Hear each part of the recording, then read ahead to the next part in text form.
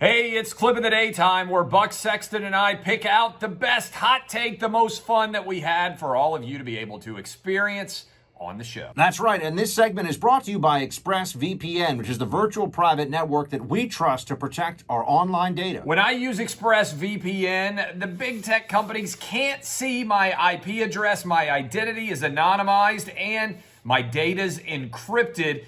That gives me the absolute maximum protection. And what I like is how easy it is to use. Just download the app to your phone or computer, and you're protected. So visit expressvpn.com/patriot today, and you'll get an extra 3 months free, or you can click on the link in the description below. That's expressvpn.com/patriot, and now it's time for the clip of the day. Today is, of course, the 80th anniversary of the bombing of Pearl Harbor.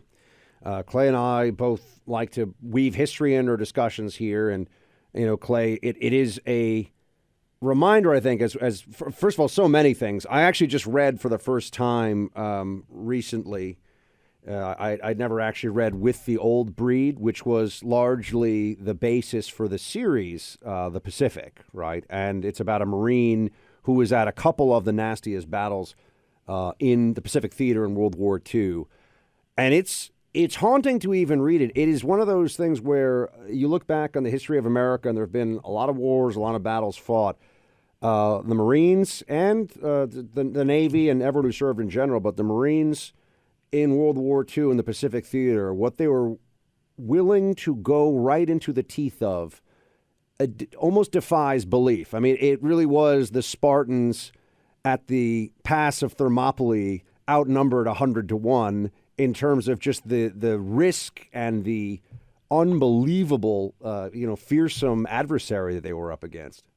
No doubt. And I think, and you probably have noticed this too, there oftentimes is, I think in World War II, a bias towards coverage of what happened in Europe because of the clear delineation, the Nazis, Churchill, Hitler, the fact that the East Coast of the United States is so much closer to everything that was going on in Europe, and obviously D-Day, such that the war in the Pacific is in many ways sort of ignored comparatively in terms of the scholarship surrounding World War II. And interestingly, there's even a little bit of an analogy with this in the Civil War. The war in the West, which obviously wasn't that far west at the time, but Tennessee, Kentucky, Georgia, everything in the Western theater gets a lot less attention than what happened with Lee and Grant and everybody in the Eastern theater of the Civil War, in such that what happened in Pearl Harbor and the shock of it all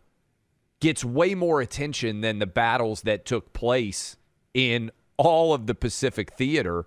Really what you get is a lot of times D-Day, and then everybody skips ahead to the atomic bomb and overlooks in many ways what had to take place in the Pacific theater and how savage that war was with Japan. Unbelievably high casualties taken in conflicts like Guadalcanal, Iwo Jima, numbers that, the modern world just wouldn't be able, modern Western societies wouldn't be able to handle a week of what we were seeing in terms of those figures coming out of some of those battles. And, you mentioned the way that this is covered and historically how kids learn about all this stuff in school. I'll just say this. We all know that the evils of the Nazi regime were something that still almost defies belief, defies possibility. How can anyone be that evil? The Japanese imperial regime was really evil too.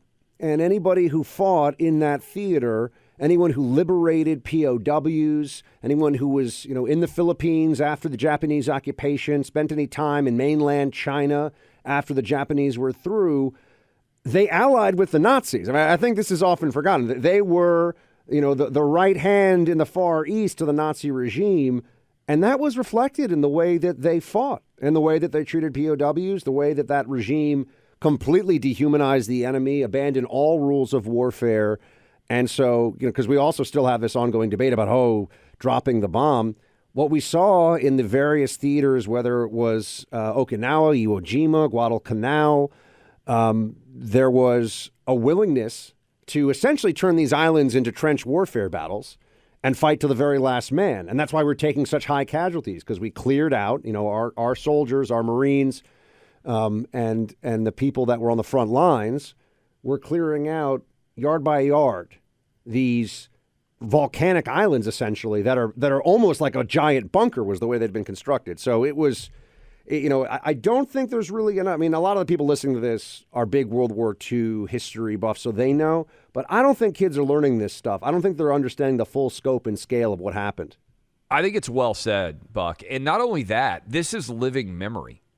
You probably, Buck, have been fortunate enough, as I have, to speak to so many different people who fought, both in the Pacific Theater and also in Europe. My grandfather was on the USS Bataan. He was there for Lady Gulf, which was the biggest naval engagement, I believe, in terms of ships involved in modern history. And he rarely talked about it, but a lot of you listening to this, I'm sure, know, when you talk to World War II veterans, toward the latter 4 or 5 years of the end of his life, a few times he would talk about what it was like for 5 days straight of kamikazes coming, and he would just start talking about it out of nowhere. I remember I told this story a few months ago, I think, about my great uncle who had met Patton while he was serving in Europe.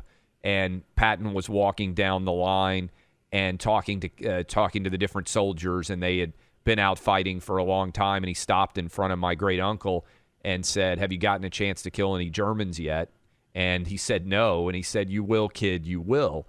And the point, I think, that is so illuminative and illustrative in so many ways is, right now, the way American history is being taught, and I was a history major in school, so I understand the concepts of historiography and how we decide to tell the narrative of the past.